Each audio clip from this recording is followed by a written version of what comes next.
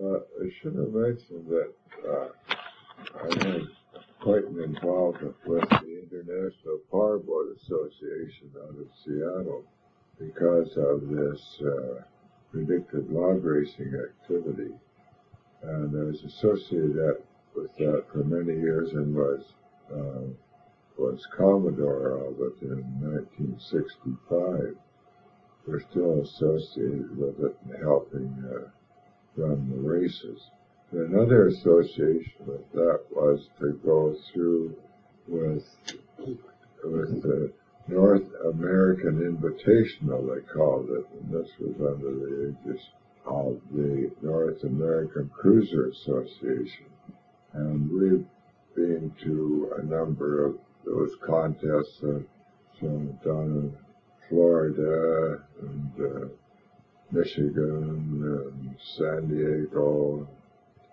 And in 1985, we were fortunate enough to win the overall against 15 other boats from around North America down at Long Beach, California.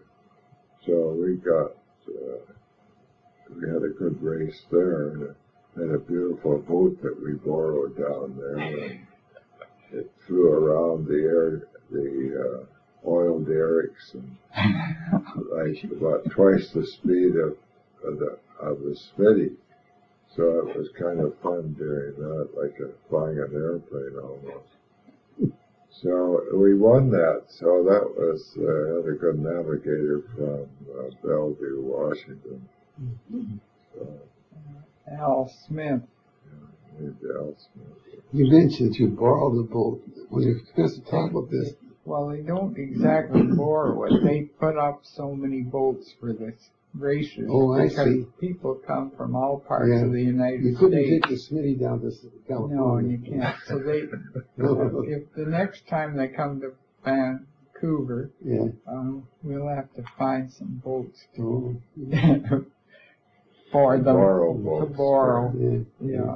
But the fellow, the boat that we were on, he was a past winner of the race, and his wife is so mad because the friend that we met, Simonson, had a great big 85-footer sitting out watching the race, and when Simonson called to this fellow's boat, because they had the Canadian flag, he said, "You follow me," Simonson said.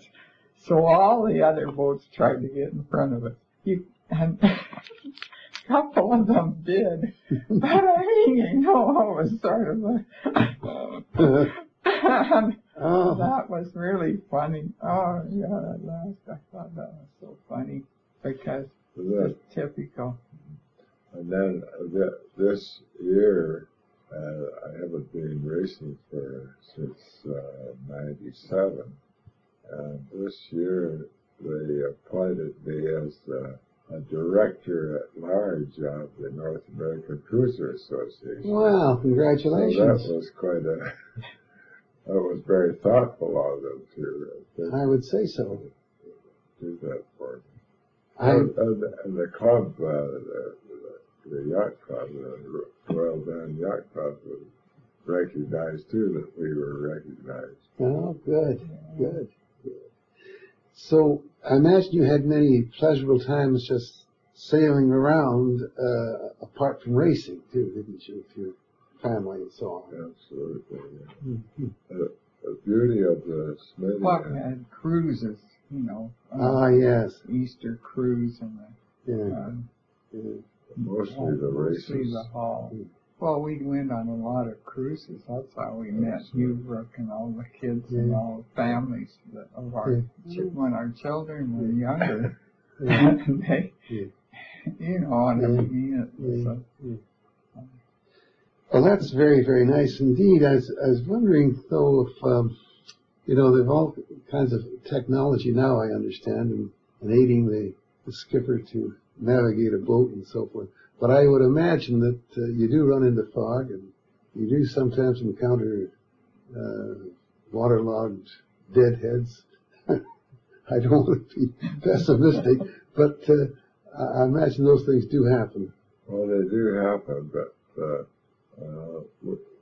we had very few encounters like that. Oh, that's good. That's good. So I guess we were fortunate in avoiding some of these. Yeah.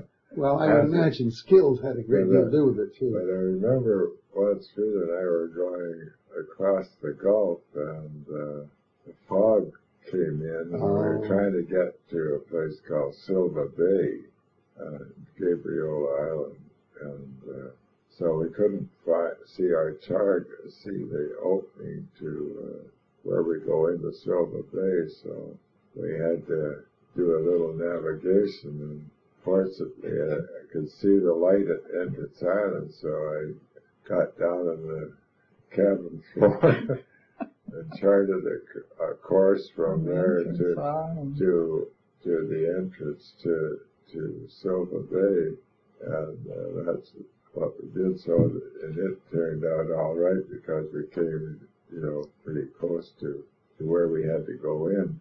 So we made that. We made it in about midnight. Well, it sounds as if you were a pretty good team. On your, right. Your interdependence. Sure, right. Yeah. Because I remember you said at one time that a good a good sailor wife is absolutely necessary. What did you mean by that? Well, if you're lucky to have the girl that can be with you at all this fun, then I was better than lucky. I can remember hearing about sad stories of fellows that were so interested in boating, and then they get out, and then they want to go, and regardless of the weather, and they go up big blows in the waves, and they take their wife out for the first time, and then they're scared to death. Then they wonder why she never wants to go out again. What a disaster, That's one thing. Freda went into some pretty wild times, but not right to start off with. No, that's true. The last trip across was one of the 1, 2, 3 and over the top. Remember that? Sunshine and the light in our eyes. We couldn't even see where we were going. The only thing we had was the compass in front of us. And Tommy left me at the wheel for about 4 minutes or so. Is that right? And I said, "What do I do?" He said, "Just head straight into it." Yeah, straight into it. Yeah, but it didn't fill up the boat. I thought, well, when it comes over, it could fill in. Oh, yeah. It could be waterlogged, but we finally changed course, and we ended up inside of Entrance Island by quite a ways. And as Marielle says, she's seen them come across up further, be closer to the island. I understand that your children and your grandchildren are also good sailors. Is that so?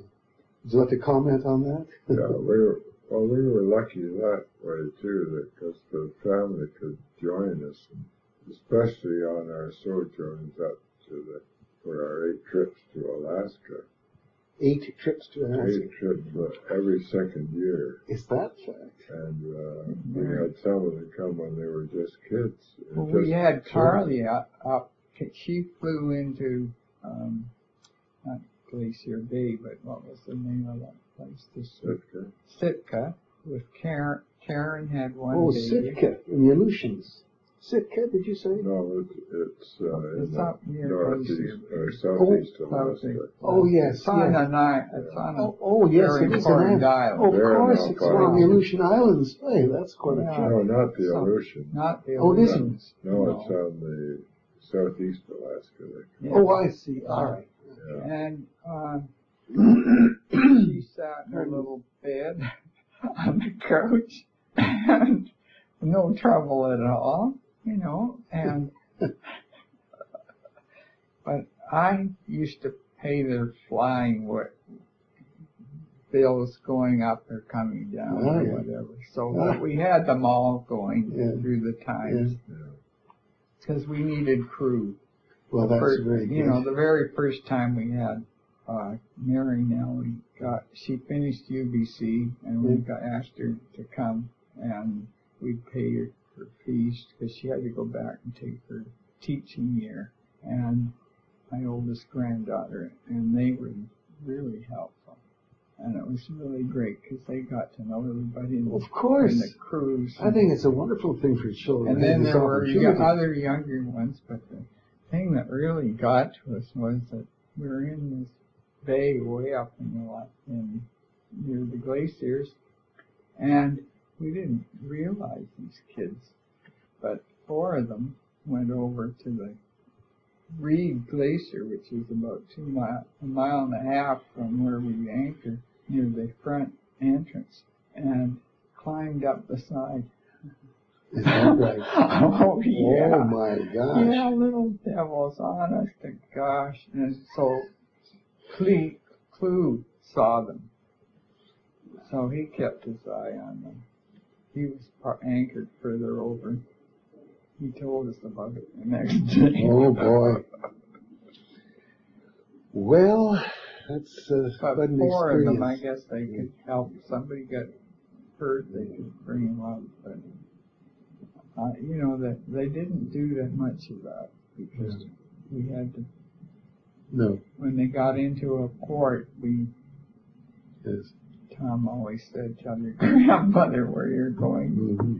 so they wouldn't just get off. No. Mary Beth got off once, going right near Sitka, and not Sitka, just Juneau. Juneau. We're just south of Juneau, and this little place, and Taku. Yeah. And she thought we'd gone for a walk around. There were some old buildings over here and so on. So she went way around picking blueberries and came back, and then guess what came behind her? Mm-hmm. And light brown bear. A big grizzly bear came out onto the beach and walked around and then turned. Did you say this bear was walking behind them? Well, I think she came back just after she left. Just after she came back, the bear came out of the. Oh God! I said to Mary, "Why did you do that?" She said, "Oh, I thought, Grandma, that you'd all gone around the." Don't you tease those bears! Oh gosh, that's quite a story. Oh boy! Another story was. One of the young grandchildren was 3 years old at the time, and we were up anchored off of about 5 other boats, 4 other boats, in this place in Glacier Bay, and there was this big black bear was wandering down the beach about half a mile away. So my young granddaughter was there, and I said, "Look, Carly, there's a big black bear up there." So she asked me, she said, "Is it battery operated?" Is it battery operated? Battery's not included. No, it's real. Isn't that amazing? Yeah. Oh, gosh. And another, isn't that funny? And another one that I could think of was we were up at this resort up north of Ketchikan, and we were anchored out, and saw this little kid was just learning how to walk. Uh-huh. So we were anchored out, and when on the boat out in the water, she could walk. And then when we came into the shore to the lodge, she couldn't walk on dry land. I see. Isn't that interesting? Isn't it? A real sailor, all right. Well, I guess you have so many happy memories. Wonderful memories. Yes. What about your other activities? You have, excuse me, Tom, you're, I just about kicked off. I'm so excited here. The High Anvil Battery, you're quite a prominent man in that department. Well, they asked me to join with them, so I was invited. So I joined in 1981, I guess it was. And they made me a historian, so I also blow the trumpet at the time when they're just going to do the first sighting shot. Just warn everybody that the Big Bang is the warning note. So we have a lot of fun with that, and we fired off at Queen's Park with the group. So their voice has been going on for years and years. How often do you meet? 1871, I think. 1871. At the start of the Yes. Hayek battery. Yes, that's right. That's if I remember my history unit. Sometimes they call them out for a special shoot. So it's a sort of an honorary fire department. Yeah, well, they're honorary rifle department. I see. So how often do you meet as a group? Do you meet every week or every month? We commemorate the birthday of Queen Victoria. I see. The 24th of May. 24th of May, right. We'll all run away if you don't give us a holiday.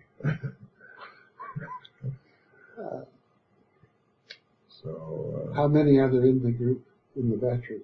There's 15. 15? Wow. 15. That's 15. 15, yeah. That's quite a select group. Yeah. And they're all native sons. Yes. Except one, Peter Larkin. You know, Peter Larkin's in that group, isn't he? Sure. Yeah. Well, he must be a native son. Maybe I shouldn't say this. Peter can talk his way out of a paper bag, and also into one too at times. But now he tells an interesting story. Excuse me, of traveling west on the train with his parents. He wasn't born yet, and his mother said, "We're approaching Calgary. I think I have to get off the train." So Peter was born in Calgary. Oh, it was. And then they jumped on the next train west and came here. Oh, yeah. Now, don't quote me on that, but if you do, I'll deny it. But it was always a joke, always a laugh. But he's an old timer, so to speak. Yeah, right. It was with the regiment too, overseas. Yes. Well, and he was very severely injured too. No, that's interesting. I didn't realize it had to be But Peter finds this that I told him now, he'll kill me. I've heard that story before. You have? I haven't. You haven't? Oh, yeah. Well, I guess nobody has. Well, this has been very interesting. Did I ask you when you sold your boat, your MV Smitty? Did I ask you? No, but I said it in 97. 97. And it's in the 40th year with the same boat. Yeah, 97. 97 when that came to a close. Me, I kept making Tom put it off. Not January, not February, not March. But then he finally. You said so many interesting things, I just couldn't keep this order in my mind. But I think this is going to be a very valuable tape for people coming in and listening to these stories, and not only the stories of your leisure activities, but of equal importance, more important in some instances, of course, your life's work and so on, and your family. So I found this to be very interesting, extremely interesting, I should say. Would you like to add anything to this interview, Tom and Freda? We're just observing a few moments of silence, folks.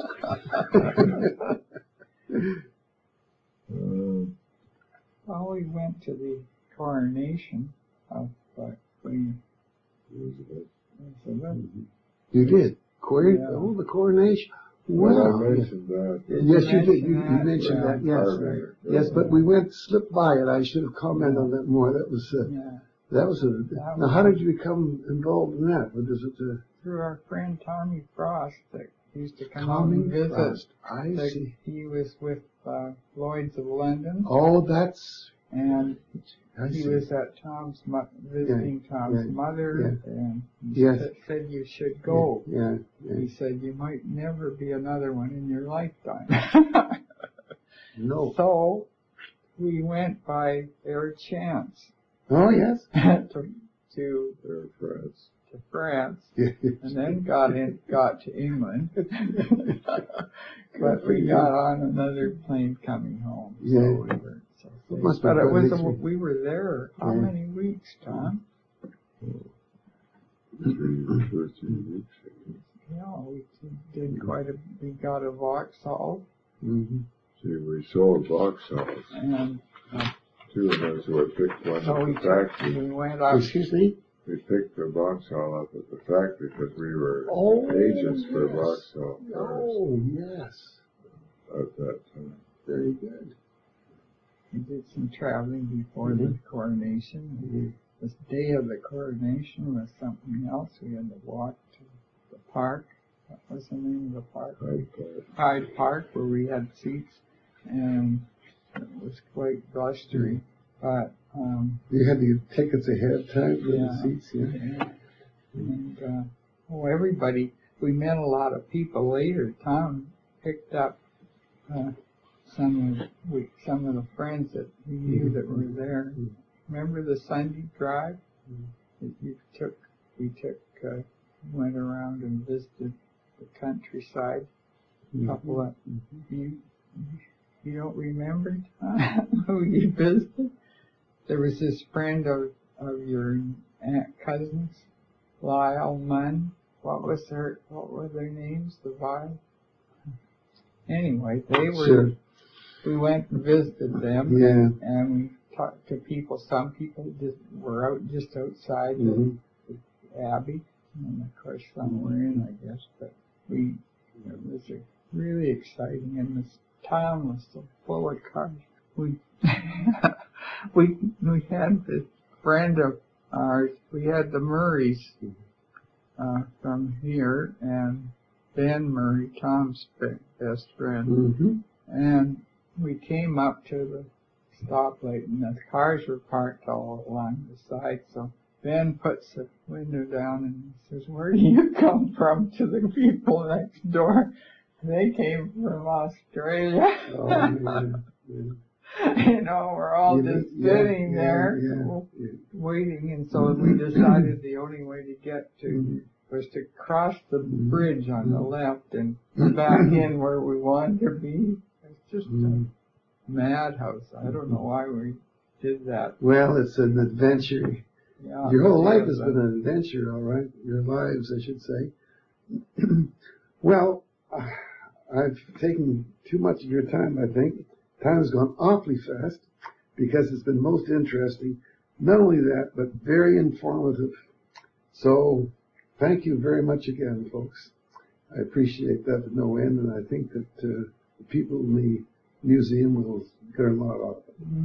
Thanks very much. I just want you to look at this book. I think it's been great to have the interview, and really I trust that it might be of some interest to people who are interested in the history of people in New Westminster. Thank you. Well, thank you. If they're not interested, I would think there's something wrong with them. Thank you very much. This interview with Tom and Freda Trapp was held on Tuesday, February the 23rd, 1999 at 10 a.m. in their New Westminster home. The interviewer was Dick Ramsay.